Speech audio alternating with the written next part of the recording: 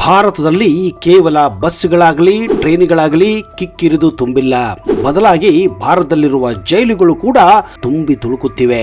ಒಂದು ಮಾಹಿತಿಯ ಪ್ರಕಾರ ಭಾರತದಲ್ಲಿರುವ ಕಾರಾಗೃಹಗಳು 118% ಆಕ್ಯುಪೆನ್ಸಿ ಅನುಪಾತವನ್ನ ಹೊಂದಿದೆ. ಅಂದ್ರೆ ಸರಾಸರಿಯಾಗಿ ಒಂದು ಜೈಲಿನಲ್ಲಿ ಸಾಮರ್ಥ್ಯಕ್ಕಿಂತ 18% ಹೆಚ್ಚಾಗಿದೆ. ಇದಕ್ಕೆಲ್ಲ ಕಾರಣ ದೇಶದಲ್ಲಿ ನಡೆಯುತ್ತಿರುವ ಹಲವಾರು ಅಪರಾಧಗಳು ಹಾಗೂ ಅದಕ್ಕೆ ತಕ್ಕ ಹಾಗೆ ನಮ್ಮ ನ್ಯಾಯಾಂಗ ಪ್ರಕ್ರಿಯೆ ನಿಧಾನಗತಿಯೇ ಇದಕ್ಕೆ ಕಾರಣ ಎನ್ನಲಾಗುತ್ತಿದೆ. ವಿಶೇಷವಾಗಿ 2/3 ಭಾಗದಷ್ಟು ಕೈದಿಗಳು ವಿಚಾರಣಾಧಿ ಕೈದಿಗಳಾಗಿದ್ದಾರೆ. ಅಂದರೆ ಕಾರಾಗೃಹದಲ್ಲಿ ಅಪರಾಧಿಗಳಿಗಿಂತ ಹೆಚ್ಚಾಗಿ ಆರೋಪಿಗಳೇ ತುಂಬಿ ತುಳುಕುತ್ತಿದ್ದಾರೆ.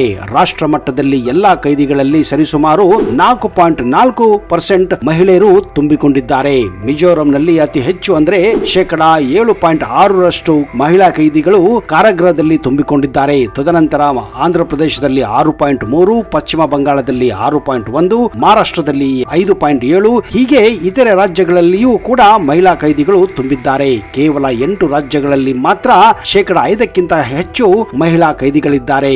ಜೈಲುಗಳಲ್ಲಿ ವಿಚಾರಣಾಧೀನ ಕೈದಿಗಳು ಅಂದ್ರೆ ಆರೋಪಿಗಳ ಸಂಖ್ಯೆ ಹೆಚ್ಚಾಗಲು ಒಂದು ಪ್ರಮುಖ ಕಾರಣ ನಮ್ಮ ನ್ಯಾಯಾಂಗ ವ್ಯವಸ್ಥೆಯ ನಿಧಾನಗತಿಯ ಪ್ರಕ್ರಿಯೆಯಾಗಿದೆ. ವಿಶೇಷ ಏನೆಂದರೆ ಈ ವಿಚಾರಣಾಧೀನ ಕೈದಿಗಳಲ್ಲಿ 20% ಹೆಚ್ಚು ಜನರು 1 ವರ್ಷಕ್ಕೂ ಹೆಚ್ಚು ಕಾಲ ಜೈಲಿನಲ್ಲಿದ್ದಾರೆ. ಇವರ ಕೇಸುಗಳು ಇನ್ನೂ ಕೂಡ ಕೋರ್ಟ್ ನಲ್ಲಿ ನಡೆಯುತ್ತಾನೆ ಇವೆ. ಇವರು ಆರೋಪಿಯೋ ನಿರ್ದೋಷಿಯೋ ಅಂತ ಹೇಳಲು ಕೂಡ ಇನ್ನೂ ಆಗುತ್ತಿಲ್ಲ. ಇದೇ ಕಾರಣ ಇಂಥವರನ್ನ ಈಗಲೂ ಕೂಡ ಜೈಲಿನಲ್ಲಿ ಇಡಲಾಗಿದೆ.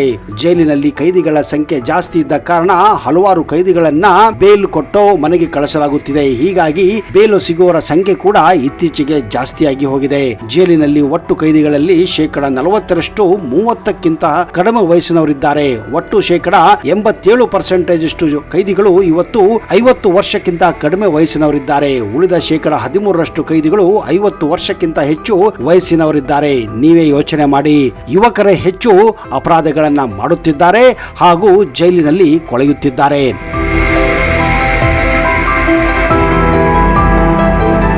ಜೈಲಿನಲ್ಲಿರುವ ಕೈದಿಗಳಲ್ಲಿ 2 ವಿಧಗಳಿವೆ. ಒಂದು ವಿಚಾರಣಾಧೀನ ಕೈದಿಗಳು, ಅವರನ್ನ ಆರೋಪಿ ಅಂತ ಕರೆದರೆ, ಇನ್ನು ಕೆಲವರು ಅವರ ಆರೋಪ ಸಾಬೀತಾದ ನಂತರ ಅವರನ್ನ ಅಪರಾಧಿಯನ್ನಾಗಿ ಮಾಡುತ್ತವೆ. ಈ 2 ಕೈದಿಗಳು ಜೈಲಿನಲ್ಲಿದ್ದಾರೆ. ಒಂದು ಆರೋಪಿ ಹಾಗೂ ಅಪರಾಧಿಗಳು. ಎರಡರಲ್ಲೂ ಕೂಡ ವ್ಯತ್ಯಾಸ ಇದೆ. ಆರೋಪಿ ಅಂದ್ರೆ ಒಬ್ಬ ವ್ಯಕ್ತಿ ತಾನು ಮಾಡಿದ ಯಾವುದೇ ಒಂದು ಅಪರಾಧ ಇನ್ನೂ ಸಾಬೀತಾಗದೆ ಇರುವಾಗ ಅಂತಹವರನ್ನ ಆರೋಪಿ ಅಂತ ಪರಿಗಣಿಸಲಾಗುತ್ತದೆ. ಎಲ್ಲಿವರೆಗೆ ಈ ಕೇಸುಗಳು ಕೋರ್ಟಿನಲ್ಲಿ ನಡೆಯುತ್ತವೆಯೋ ಅಂತ ವ್ಯಕ್ತಿಗಳನ್ನ ವಿಚಾರಣಾಧೀನ ಆರೋಪಿ ಅಂತ ಜೈಲಿನಲ್ಲಿ ಇಡಲಾಗುತ್ತದೆ.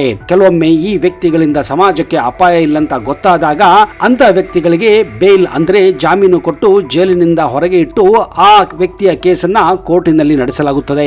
ಯಾವಾಗ ಪೊಲೀಸರು ಕೋರ್ಟು ಅವರನ್ನ ಕರೆಸಲಾಗುತ್ತದೆಯೋ ಆವಾಗ ಅವರು ತಪ್ಪದೆ ಪೊಲೀಸ್ ಠಾಣೆಗೆ ಮತ್ತು ಕೋರ್ಟ್ಗೆ ಹಾಜರಾಗಬೇಕಾಗುತ್ತದೆ. ಹಾಗೇನಾದ್ರೂ ತಪ್ಪಿದ್ದಲ್ಲಿ ಅಂತವರ ಬೇಲನ್ನ ಅಂದ್ರೆ ಜಾಮೀನನ್ನ ಕ್ಯಾನ್ಸಲ್ ಮಾಡಿ ಮತ್ತೆ ಜೈಲಿಗೆ ಅಟ್ಟಲಾಗುತ್ತದೆ. ಆದರೆ ಕೆಲವೊಮ್ಮೆ ಒಬ್ಬ ವ್ಯಕ್ತಿ ಅಥವಾ ಅಪರಾಧಿ ಮಾಡಿದಂತಹ ಅಪರಾಧ ತುಂಬಾನೇ ಸೀರಿಯಸ್ ಆಗಿದ್ದರೆ, ಅಪಾಯಕಾರಿಯಾಗಿದ್ದರೆ, ಆ ವ್ಯಕ್ತಿ ಏನಾದರೂ ಜೈಲಿನಿಂದ ಹೊರಗೆ ಇದ್ದರೆ ಸಾಕ್ಷಿಗಳನ್ನ ನಾಶ ಮಾಡಬಹುದು ಅಥವಾ ಸಮಾಜಕ್ಕೆ ಆಘಾತ ತರಬಹುದು ಅಥವಾ ವ್ಯಕ್ತಿಗಳಿಗೆ ಅಪಾಯ ಉಂಟು ಮಾಡಬಹುದು ಅಂತ ವ್ಯಕ್ತಿಗಳಿಗೆ ಬೇಲ್ ಅಂದ್ರೆ ಜಾಮೀನು ಕೊಡದೆ ವಿಚಾರಣೆ ನಡೆಯುವವರೆಗೂ ಜೈಲಿನಲ್ಲಿಯೇ ಇರಬೇಕಾಗುತ್ತದೆ. ಇದಕ್ಕೆ ಉದಾಹರಣೆ ಅಂದ್ರೆ ಕನ್ನಡದ ಖ್ಯಾತ ನಟ ಚಾಲೆಂಜಿಂಗ್ ಸ್ಟಾರ್ ದರ್ಶನ್ ಅವರ ಒಂದು ಕೇಸ್ ಆಗಿದೆ. ಇನ್ನು ಒಂದು ವೇಳೆ ಯಾವುದೇ ಒಬ್ಬ ಆರೋಪಿಯು ಅವನ ಕೃತ್ಯ ಅಥವಾ ಅವನ ಕೇಸ್ ವಿಚಾರಣೆ ನಂತರ ಆ ಅಪರಾಧ ಸಾಬೀತಾದಲ್ಲಿ ಅಂತವರನ್ನ ಅಪರಾಧಿ ಅಂತ ಪರಿಗಣಿಸಲಾಗುತ್ತದೆ. ಅಂತವರನ್ನು ಕೂಡ ಜೈಲಿನಲ್ಲಿ ಇಡಲಾಗುತ್ತದೆ. ಕೋರ್ಟಿನಲ್ಲಿ ಕೊಟ್ಟಂತಹ ನಿರ್ಣಯದ ಮೇಲೆ ಅವರನ್ನ ಶಿಕ್ಷೆಗೆ ಗುರಿಪಡಿಸಲಾಗುತ್ತದೆ. ಅದು 5 ವರ್ಷವೋ 7 ವರ್ಷವೋ 14 ವರ್ಷವೋ ಹೀಗೆ ಅಪರಾಧದ ಮೇಲೆ ಅವರನ್ನ ಜೈಲಿನಲ್ಲಿ ಇಡಬೇಕಾಗುತ್ತದೆ. ಆರೋಪಿಗಳಿಗೆ ಅಂದ್ರೆ ವಿಚಾರಣಾಧೀನ ಆರೋಪಿಗಳಿಗೆ ಯಾವುದೇ ಡ್ರೆಸ್ ಕೋಡ್ ಇರುವುದಿಲ್ಲ. ಅವರು ಮನೆಯಲ್ಲಿ ತಂದಂತಹ ಡ್ರೆಸ್ ಅನ್ನೇ ಅವರು ಜೈಲಿನಲ್ಲಿ ಹಾಕಿಕೊಳ್ಳಬಹುದಾಗಿದೆ. ಆದ್ರೆ ಅಪರಾಧಿಗಳಿಗೆ ಜೈಲಿನಲ್ಲಿ ಅವರದೇ ಆದಂತಹ ಜೈಲಿನ ಒಂದು ಡ್ರೆಸ್ ಕೋಡ್ ಕೂಡ ಇರುತ್ತದೆ. ವಿಚಾರಣಾ ಆರೋಪಿಗಳಿಗೆ ಜೈಲಿನಲ್ಲಿ ಕೆಲವೊಂದು ನಿಯಮಗಳು ಕೂಡ ಇರುತ್ತವೆ. ಅವುಗಳನ್ನ ಆರೋಪಿಗಳು ಮತ್ತು ಜೈಲಿನ ಅಧಿಕಾರಿಗಳು ತಪ್ಪದೇ ಪಾಲಿಸಬೇಕಾಗುತ್ತದೆ.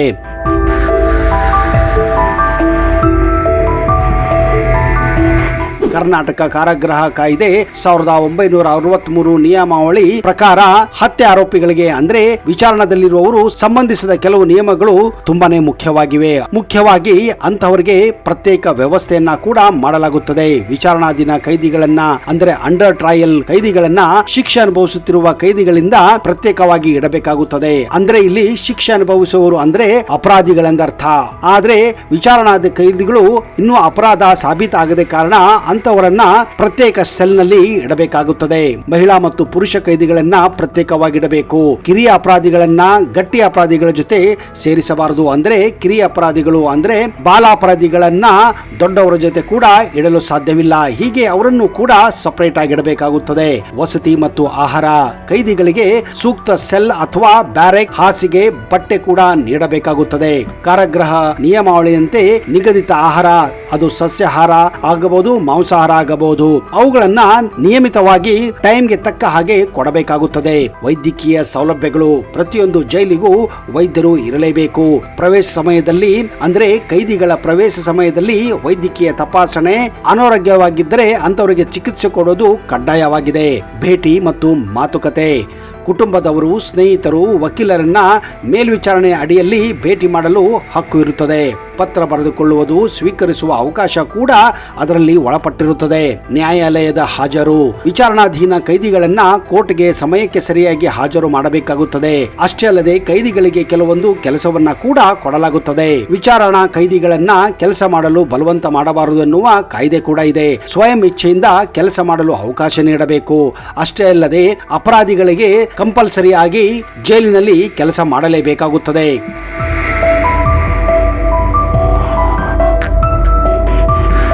ಕರ್ನಾಟಕ ಕಾರಾಗೃಹ ಮ್ಯಾನ್ಯುವಲ್ 1978 ಹಾಗೂ ತದನಂತರ ತಿದ್ದುಪಡಿಯ ಪ್ರಕಾರ ಕೆಲವು ಮಹತ್ವದ ಮಾಹಿತಿಯನ್ನು ಕೂಡ ನೀಡಲಾಗಿದೆ. ಹತ್ಯೆ ಆರೋಪಿಗಳನ್ನ ಸಾಮಾನ್ಯವಾಗಿ ಹೈ ಸೆಕ್ಯೂರಿಟಿ ಬ್ಯಾರೆಕ್ ನಲ್ಲಿ ಇರಿಸಲಾಗುತ್ತದೆ. ಸಣ್ಣ ಅಪರಾಧ ಮಾಡಿದವರ ಜೊತೆ ಅಂತವರನ್ನ ಸೇರಿಸಲು ಸಾಧ್ಯವಿಲ್ಲ. ಮೂಲಭೂತ ಸೌಲಭ್ಯಗಳು ಹಾಸಿಗೆ, ಬಟ್ಟೆ, ಸೊಳ್ಳೆ ಪರದೆ, ಸ್ನಾನದ ವ್ಯವಸ್ಥೆ, ನಿಯಮಿತ ವೈದ್ಯಕೀಯ ತಪಾಸಣೆ ಮತ್ತು ಅಗತ್ಯವಿದ್ದರೆ ಆಸ್ಪತ್ರೆಗೆ ಕಳಿಸುವ ವ್ಯವಸ್ಥೆ ಕೂಡ ಮಾಡಬೇಕಾಗುತ್ತದೆ. ಆಹಾರ ಸಮತೋಲನ ಆಹಾರವನ್ನ ಕೈದಿಗಳಿಗೆ ಕಡ್ಡಾಯವಾಗಿ ಕೊಡಬೇಕು. ವೈದ್ಯಕೀಯ ಅಗತ್ಯವಿದ್ದರೆ ವಿಶೇಷ ಆಹಾರ, ಸಸ್ಯಾಹಾರಿ ಅಥವಾ ಮಾಂಸಾಹಾರಿ ಆಹಾರವನ್ನ ಕೂಡ ವ್ಯವಸ್ಥೆ ಮಾಡಬೇಕಾಗುತ್ತದೆ. ಮನರಂಜನೆ, ಪತ್ರಿಕೆ, ಗ್ರಂಥಾಲಯ, ವಿದ್ಯಾಭ್ಯಾಸ ಸೌಲಭ್ಯ, ಸೀಮಿತ ಆಟ ಹಾಗೂ ಕ್ರೀಡೆಗಳನ್ನ ಕೂಡ ಕೈದಿಗಳಿಗೆ ಮನರಂಜನೆ ಮೂಲಕ ಕೊಡಬಹುದಾಗಿದೆ. ಇತ್ತೀಚೆಗೆ ಕೈದಿಗಳಿಗೆ ಟಿವಿ ವ್ಯವಸ್ಥೆ ಕೂಡ ಮಾಡಲಾಗಿದೆ.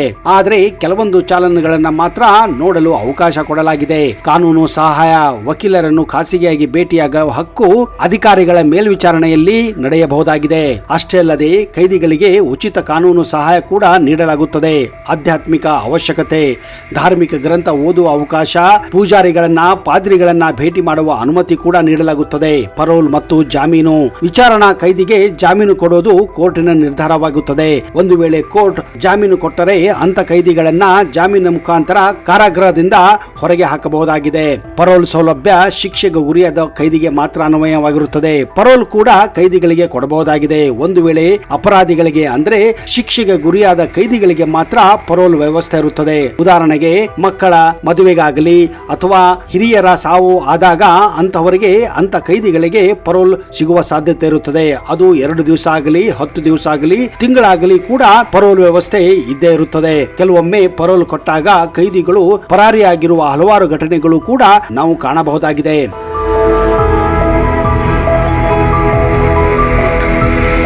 ಭದ್ರತಾ ನಿರ್ಬಂಧನೆಗಳು ಹತ್ಯೆ ಆರೋಪಿಗಳಿಗೆ ಸಾಮಾನ್ಯವಾಗಿ ಕೈದಿಗಳಿಗಿಂತ ಹೆಚ್ಚು ನಿಯಂತ್ರಣ ಮಾಡಬೇಕಾಗುತ್ತದೆ. ಭೇಟಿ ಮಾಡುವವರಿಗೂ ಕೂಡ ಕಟ್ಟುನಿಟ್ಟಿನ ತಪಾಸಣೆ ನಡೆಯುತ್ತದೆ.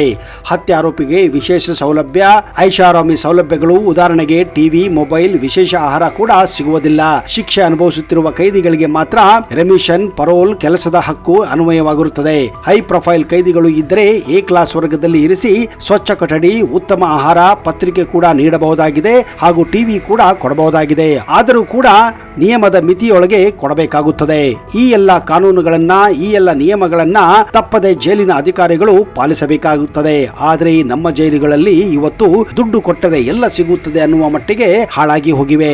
ದೇಶದಲ್ಲಿ ಕೇಂದ್ರ ಕಾರಾಗೃಹಗಳು, ಜಿಲ್ಲಾ ಕಾರಾಗೃಹಗಳು, ಉಪ ಕಾರಾಗೃಹಗಳು, ಮಹಿಳಾ ಕಾರಾಗೃಹಗಳು, ಮುಕ್ತ ಕಾರಾಗೃಹಗಳು, ಪೋಸ್ಟಲ್ ಶಾಲೆಗಳು, ವಿಶೇಷ ಕಾರಾಗೃಹಗಳು, ಈ ರೀತಿ ಹಲವಾರು ರೀತಿಯ ಕಾರಾಗೃಹಗಳು ನಮ್ಮ ದೇಶದಲ್ಲಿವೆ. ದೇಶದಲ್ಲಿ ಸುಮಾರು 130 ಕೇಂದ್ರ ಕಾರಾಗೃಹಗಳು ಇದ್ದರೆ 346 ಜಿಲ್ಲಾ ಕಾರಾಗೃಹಗಳಿವೆ. ಹಾಗೆಯೇ ಉಪ ಜೈಲುಗಳು ಸುಮಾರು 780 ಇವೆ.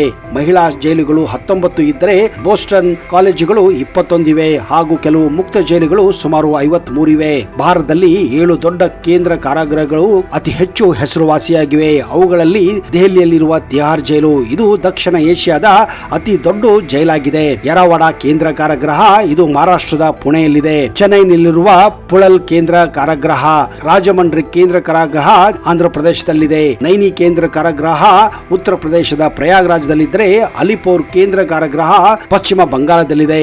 ಅಷ್ಟೇ ಅಲ್ಲದೆ ತಮಿಳುನಾಡಲ್ಲಿರುವ ವೆಲ್ಲೂರು ಕೇಂದ್ರ ಕಾರಾಗೃಹ ಕೂಡ ಪ್ರಮುಖ ಕೇಂದ್ರ ಕಾರಾಗೃಹಗಳಲ್ಲಿ ಒಂದಾಗಿದೆ. ಭಾರತದಲ್ಲಿ ಅತ್ಯಂತ ಹಳೆಯ ಜೈಲು 1741ರಲ್ಲಿ ಆಗ್ರಾದಲ್ಲಿ ನಿರ್ಮಿಸಲಾಗಿತ್ತು. ಇದು ಅತ್ಯಂತ ಹಳೆಯ ಜೈಲು ಎಂದು ಪರಿಗಣಿಸಲಾಗುತ್ತದೆ. ಹಾಗೆಯೇ 1864ರಲ್ಲಿ ನಿರ್ಮಿಸಲಾಗಿರುವ ಆಂಧ್ರ ಪ್ರದೇಶದ ರಾಜಮಂಡ್ರಿ ಕೇಂದ್ರ ಕಾರಾಗೃಹ ಭಾರತದಲ್ಲಿರುವ, ಅದರಲ್ಲೂ ಕೂಡ ಡಚ್ಚರು ನಿರ್ಮಿಸಿದಂತಹ ಅತ್ಯಂತ ಹಳೆಯ ಜೈಲಾಗಿದೆ. ಅಷ್ಟೇ ಅಲ್ಲದೆ 1906ರಲ್ಲಿ ನಿರ್ಮಿಸಲಾದಂತಹ ಅಂಡಮಾನ್ ಮತ್ತು ನಿಕೋಬಾರ್ ದ್ವೀಪದಲ್ಲಿ ನಿರ್ಮಿತವಾದಂತಹ ಕುಖ್ಯಾತ್ ಸೆಲ್ಯುಲಾರ್ ಜೈಲು ಒಂದು ಹಳೆಯ ಜೈಲಾಗಿದೆ.